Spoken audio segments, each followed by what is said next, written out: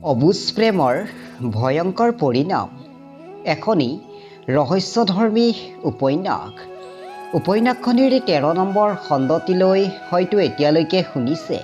আজি আৰম্ভ কৰিছোঁ উপন্যাসখনিৰ 14 নম্বৰ খণ্ডটি। কাবেৰীৰ পৰা প্ৰেৰণামূলক কথা শুনি উৰ্মিলাৰ মনটো অকণমান পাতল পাতল লাগি গৈছিল। তাই যেন কাবেৰীৰ ওচৰত আশাৰ ৰেঙনি দেখিছিল। সেয়ে নিশ্চিন্ত মনেৰে তাই কাবেৰীৰ পৰা বিদায় লৈ ঘৰলৈ উলটি আহিছিল। উৰ্মিলা যোৱাৰ পিছত কাবেৰীয়ে ইমান সময়ে চেপি ধৰা কান্দোনটি আৰু ধৰি ৰাখিব পৰা নাছিল। গাৰুটো সাৱটি লৈ তাই ভাগ্যক ধিয়াই কান্দিবলৈ ধৰিছিল। ৰিয়ান, তুমি কিয় মোৰ কথা নাভাবিলা? একমাত্ৰ তোমাৰ অপেক্ষাত মই আজিলৈ বিয়া নোহোৱাকৈ থাকি গ'লোঁ। মোৰ জীৱনটো তুমি কিয় ধ্বংস কৰি দিলা? মোৰ মৰমবোৰ জানো মৰম নাছিল কোৱা? কিয় তুমি মোৰ পৰা আঁতৰি গৈ একমাত্ৰ দেউতাৰ কথামতে এজনী বেলেগ ছোৱালী বিয়া পাতিলা? মোৰ তুমি ৰূপে বেয়া দেখিলা নে গুণেই বেয়া পালা? নে তুমি মোৰ শিক্ষাই কম পালা? কিয় তুমি দেউতাক মোৰ কথা ক'বলৈ সাহস নকৰিলা? মোক ভাল লগা নাই আগতেই কৈ দিয়া হ'লেই হ'লহেঁতেন, কিন্তু মোক তুমি একোকেই নকলা। মনে মনে বিয়া পাতি অবৈধ সন্তান গৰ্ভত থকা ছোৱালী পত্নী ৰূপত পালা। ভালৰো ভাল বিচাৰি ফুৰিছিলা যে, এতিয়া পত্নী হত্যাৰ অপৰাধত কাৰাগাৰত সোমাই মোৰ ওচৰলৈ মাক দৌৰাদৌৰিকৈ পঠিয়াই দিছা। ইমানেই স্বাৰ্থপৰ তুমি। এইবোৰকেই ভাবি ভাবি নিগৰি অহা চকুলো মচি মচি কাবেৰী শুই পৰিছিল। তেনেকৈয়ে তাইৰ সেই দিন ৰাতি পাৰ হৈ গৈছিল। পিছদিনাখন ৰাতিপুৱাতে তাই কোৰ্টলৈ গৈ উৰ্মিলাৰ কথামতে ৰিয়ানৰ কেছৰ ফাইল চাই অবাক হৈ পৰিছিল। কাৰণ ৰিয়ান কাৰাগাৰত থকা 2 মাহলৈ কোনো উকিলেই হাজিৰা দিয়া নাছিল। হয়তো ঘৰৰ পৰা উকিলেই ধৰা নাছিল। সেয়ে কাবেৰী আৰু ৰৈ নাথাকি খৰধৰকৈ ৰিয়ানৰ 2 মাহৰ হাজিৰা এফালৰ পৰা দি গৈছিল। তেনেতে কোৰ্টৰ এজন পেস্কাৰ আহি কৈছিল, কাবেৰী। হয়, কওকচোন। ৰিয়ান শৰ্মা আপোনাৰ মকিল নেকি? হয়, কিয় সুধিলে? তেন্তে ৰিয়ানৰ চাৰ্জশ্বীট পুলিচে যোৱাকালি কোৰ্টলৈ পঠিয়াই দিছে। আপুনি এবাৰ তললৈ গৈ চাই আহিব পাৰে। ঠিক আছে বাৰু বুলি কাবেৰীয়ে মনতে ভাবিলে। পেস্কাৰে মোক কেতিয়াও অন্য মকিলৰ খবৰ নিদিয়ে, কিন্তু আজি ৰিয়ানৰ হৈ কিয় খবৰ দিছে? ৰিয়ানৰ বিপক্ষে পত্নী হত্যা কৰা পুলিচে কিবা প্ৰমাণ পাইছে নেকি, যিটো চাৰ্জশ্বীটখনত উল্লেখ আছে আৰু মই গম নাপাওঁ? নাই, মই এতিয়াই চাৰ্জশ্বীটখন চাই অহা ভাল হ'ব বুলি কাবেৰীয়ে খৰধৰকৈ তললৈ নামি গৈ চাৰ্জশ্বীট হাতত লৈ দেখে পুলিচে 3টা উপযুক্ত প্ৰমাণৰ সৈতে কোৰ্টলৈ চাৰ্জশ্বীট প্ৰেৰণ কৰিছে, যাৰ পৰা ৰিয়ানক বচাব পৰা চান্স বহুত কম যেন অনুভৱ হৈছে। হ'লেও কাবেৰীয়ে ভয় কৰা নাই। তাই নিজকে বুজনি দিছে যে ৰিয়ানৰ হৈ তাই যুঁজিব, ৰিয়ানক দোষমুক্ত কৰিবলৈ অহৰহ চেষ্টা কৰিব, কিন্তু প্ৰথমে ৰিয়ানক জামিন কৰিব লাগিব। এইবুলি তাই ৰিয়ানৰ জামিন বিচাৰি কোৰ্টত এখন দৰখাস্ত কৰিলে, কিন্তু কাবেৰীৰ দৰখাস্ত কোৰ্টে গ্ৰহণ নকৰিলে। এই বিষয়ে হাকিমৰ সৈতে সাক্ষাৎ কৰি কাবেৰীয়ে গম পালে এই কেছৰ আসামীক লকআপত ৰাখিয়ে বিচাৰ কৰিব লাগিব, কাৰণ আসামীৰ চাৰ্জশ্বীট বহুত বেয়া। কাবেৰী উপায়ন্তৰ হৈ পৰিল। এইফালে কাবেৰীয়ে হাকিমৰ পৰা গম পাইছে ৰিয়ানৰ বিচাৰ ফাষ্ট ট্ৰেক আদালতত হ'ব। এইবোৰ দেখি শুনি তাইৰ মনলৈ অলপ ভয় ভাৱ আহিছে। কি হ'ব? পাৰিবনে তাই এইখন যুদ্ধত বিজয়ী হ'ব? এইবোৰকেই মনতে ভাবি ভাবি ৰিয়ানৰ কেছৰ তাৰিখ অহালৈ কাবেৰীয়ে অপেক্ষা কৰিবলৈ ধৰিছে। লাহে লাহে এদিন দুদিনকৈ দিন বাগৰি কাবেৰীৰ অপেক্ষাৰ অন্ত পৰি ৰিয়ানৰ কেছৰ তাৰিখ আহি পাইছে। আজি হৈছে চলিত মাহৰ 25 তাৰিখ। ৰিয়ানক পুলিচে কাঠগড়াত হাজিৰ কৰাইছে। নেহাৰ ফালৰ চৰকাৰী অধিবক্তা উৎপল ভৰালী কেছৰ ফাইল হাতত লৈ শুনানিৰ বাবে সাজু হৈছে। হাকিম আহি নিজৰ আসনত বহিছে, কিন্তু তেতিয়ালৈ ৰিয়ানৰ হৈ ওকালতি কৰিবলৈ কোনো উকিল আহি পোৱা নাই। হাকিমজনে ৰিয়ানলৈ চাই ক'লে, কি হ'ল ৰিয়ান, উকিল আহি পোৱা নাই যে, কিয়? ৰিয়ানে ভয়ে ভয়ে কৈছিল, নাজানো ছাৰ। এতিয়ালৈতো আহি পাব লাগিছিল, সময় গৈ আছে নহয়। তেনেতে দৌৰা দৌৰিকৈ আদালতৰ মজিয়ালৈ কেছৰ ফাইল হাতত লৈ কাবেৰী সোমাই গৈছে। গৈ পায়ে তাই হাকিমজনক প্ৰণাম কৰি কৈছে, অৰ্ণাৰ, আহি পাওঁতে মোৰ অলপ দেৰি হ'ল, তাৰ বাবে ক্ষমা কৰিব। ৰিয়ান শৰ্মাৰ হৈ ওকালতি মই কৰিম। কাবেৰীৰ কথা শুনি ৰিয়ানৰ মনটো ভাল লাগি গৈছিল। তাৰ মুখেৰে এটি হাঁহি নিগৰি আহিছিল। কিন্তু নেহাৰ ফালৰ চৰকাৰী অধিবক্তা উৎপলৰ মুখখন কলা পৰি গৈছিল। তাকে দেখি কাবেৰীয়ে, কি হে ভৰালী, মই অহাৰ লগে লগে আপোনাৰচোন মনটো মৰি গ'ল, কিয়? বাইদেউ, আপুনি এই সৰু সৰু কেছবোৰ ওকালতি কৰিবলৈ আহে। আমাৰ দৰে সৰু উকিলৰ ভাত মাৰিব সোনকালে। তেনেতে হাকিমজনে ক'লে, লয়াৰ, সময় গৈ আছে, আজিৰ বিচাৰ আৰম্ভ কৰক সোনকালে। হাকিমৰ হুকুম অহাৰ লগে লগে নেহাৰ ফালৰ অধিবক্তা উৎপলে কেছৰ ফাইল হাতত লৈ আগবাঢ়ি গৈ ক'বলৈ আৰম্ভ কৰিছে, ছাৰ, যোৱা 12-10-2021 তাৰিখ শুক্ৰবাৰে ৰাতিপুৱা 6 মান বজাত ৰাষ্ট্ৰীয় ঘাইপথৰ সমীপতে থকা ৰেল ষ্টেচনটোৰ ওচৰত এগৰাকী নবিবাহিতা বোৱাৰীৰ মৃতদেহ উদ্ধাৰ হৈছে। পুলিচে ইনভেষ্টিগেশ্যন কৰি গম পাইছে মৃত বোৱাৰীজনী মিছ চৌধুৰীৰ মকিল ৰিয়ান শৰ্মাৰ পত্নী। আৰু পুলিচৰ ইনভেষ্টিগেশ্যনত পোহৰলৈ আহিছে যে ৰিয়ানে নিজৰ পত্নীক ৰেল লাইনৰ ওচৰত নিজে ডিঙি চেপি হত্যা কৰিছে। কিন্তু ৰিয়ানে পত্নীক কিয় হত্যা কৰিলে? হাকিমৰ প্ৰশ্ন। অৰ্ণাৰ, ৰিয়ানে পত্নী গৰ্ভৱতী হোৱাৰ বাবে হত্যা কৰিছে। কিন্তু কিয়?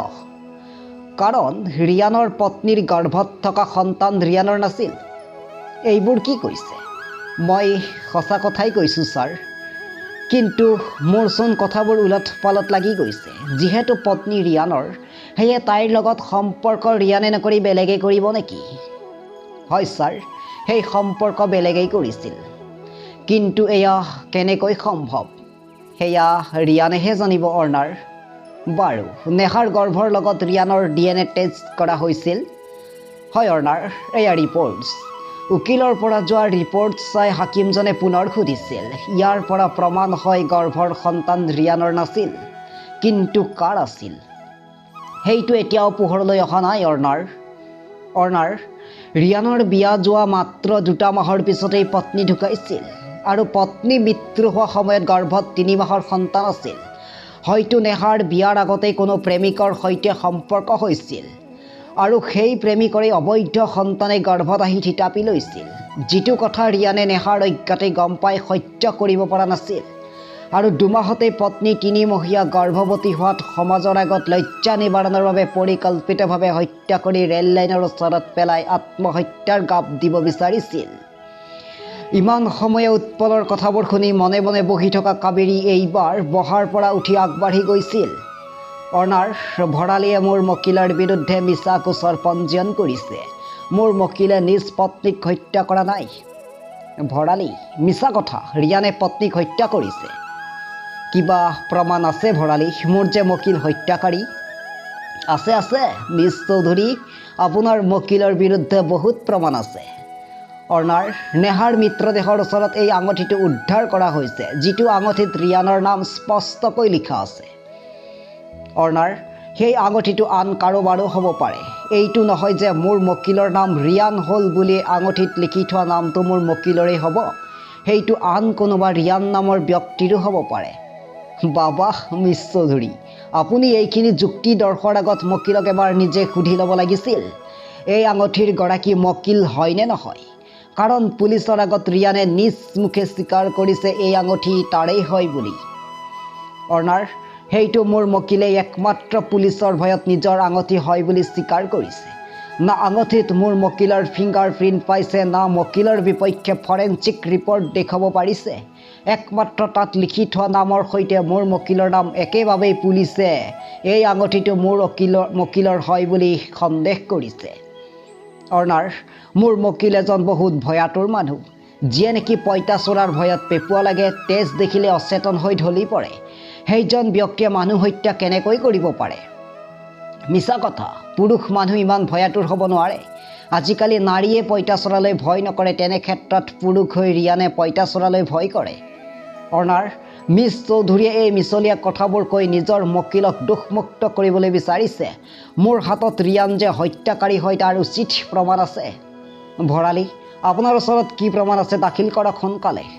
অৰ্ণাৰ, ৰিয়ানে বিয়াৰ পিছত নেহাক প্ৰায়ে অত্যাচাৰ কৰিছিল, কাৰণ ৰিয়ানে নেহাক বিয়া পাতিবলৈ বিচৰা নাছিল। জানিব পৰা মতে তাৰ কোনোবা প্ৰেমিকা আছিল, কিন্তু দেউতাকে প্ৰেমিকাক বিয়া পাতিলে ত্যায্য পুত্ৰ কৰাৰ ভয় দেখুৱাই বলপূৰ্বকভাৱে নেহাৰ সৈতে বিয়া পাতি দিছিল। সেইবাবেই ৰিয়ানে নেহাক কেতিয়াও পত্নীৰ মৰ্যাদা দিয়া নাছিল। প্ৰতিদিনে তাইক অৱহেলা কৰি গৈছিল। যেতিয়া নেহাৰ লগত সি কোনো ধৰণৰ সম্পৰ্ক নকৰাকৈ গৰ্ভত সন্তানে আহি থিতাপি লোৱা কথাটো গম পাইছিল, তেতিয়াই ভিতৰি মানুহজন খঙত অগ্নিশৰ্মা হৈ প্ৰথমে নেহাক ফেনত ওলমাই হত্যা কৰিব বিচাৰিছিল। কিন্তু ঘৰৰ মানুহৰ বাবে হত্যা কৰিব নোৱাৰি ঘৰৰ পৰা আঁতৰাই নি মাজৰাতি ডিঙি চেপি হত্যা কৰিছিল। মিছা কথা, ৰিয়ানে নেহাক ফেনত ওলমাই দিব বিচৰা নাছিল। সঁচা কথা, যদি ৰিয়ানে কৰাই নাছিল তেনেহ'লে ৰিয়ানৰ ঘৰত সদায় কাম কৰা মোহনে কেনেকৈ দেখিছিল যে ৰিয়ানে নেহাক ফেনত ওলমাই থোৱাৰ দৃশ্য? অনাৰ, মই প্ৰকৃত ঘটনা কি হৈছিল সকলোবোৰ নিজ চকুৰে দেখা মোহনৰ মুখেৰে শুনিবলৈ মোহন শৰ্মাক কাঠগড়াত বিচাৰিছোঁ। মোহন শৰ্মা কাঠগড়াত হাজিৰ হ'ব লাগে। হাকিমৰ হুকুম শুনি মোহন কাঠগড়ালৈ আহি পুলিচৰ আগত কোৱা কথাখিনি এফালৰ পৰা বিৱৰি কৈ দিলে। তাকে শুনি ৰিয়ানে চিঞৰি কৈছিল, ঐ মোহন কাই, তই এইবোৰ মিছা কথা কিয় কৈছ? তই কেতিয়া দেখিলি মই নেহাক চৰিয়াই থকা? আৰু তই দেখিবলৈ মোৰ আঠমঙলা যোৱাৰ পিছত কেতিয়া আমাৰ ঘৰলৈ কাম কৰিব গৈছিলি? ৰিয়ানৰ কথা শুনি মোহনে পুনৰ, ছাৰ, মই একো মিছা মতা নাই। এই বাইবেলত হাত দি কৈছোঁ, যি দেখিছিলোঁ সেইটোকে কৈছোঁ। মোহন কাই, তই মিছা কথাৰ আশ্ৰয় লৈ মোক কিয় এনেকৈ ফচাবলৈ বিচাৰিছ? তই আজি মোক চিনি নোপোৱা হলি। ঘৈণীয়েৰে বেমাৰ হৈ যেতিয়া বিচনাত পৰি আছিল, তই চিকিৎসাৰ সহায় বিচাৰি গাঁৱৰ ঘৰে ঘৰে ফুৰিছিলি, কিন্তু তোক কোনেও সহায় কৰা নাছিল। এই ৰিয়ানে আগবাঢ়ি গৈ চিকিৎসাৰ সকলো খৰচ বহন কৰাৰ লগতে নিজৰ দেহৰ তেজ দান কৰি সুস্থ কৰি তুলিছিল। আৰু তোৰ এজনীয়ে ছোৱালী, তাকো তোৰ পঢ়ুৱাবলৈ ক্ষমতা নাছিল। যিদিনা ছোৱালীয়ে মেট্ৰিক পাছ কৰি কলেজত টকাৰ অভাৱত নামভৰ্তি কৰিব পৰা নাছিল, এই ৰিয়ানে লৈ গৈ কলেজত নাম লগাই দিছিল। আজি তোৰ ছোৱালী BA 5 ছেমিষ্টাৰ হ'ল ব্যক্তিগত কলেজত পঢ়ি। আজিলৈ তোক 10 টকা লাগিছিল বুলি বিচাৰি পোৱা নাই, কাৰণ ৰিয়ান দদায়েকৰ ওচৰত তাই হাত পাতিলেই সকলো পায়।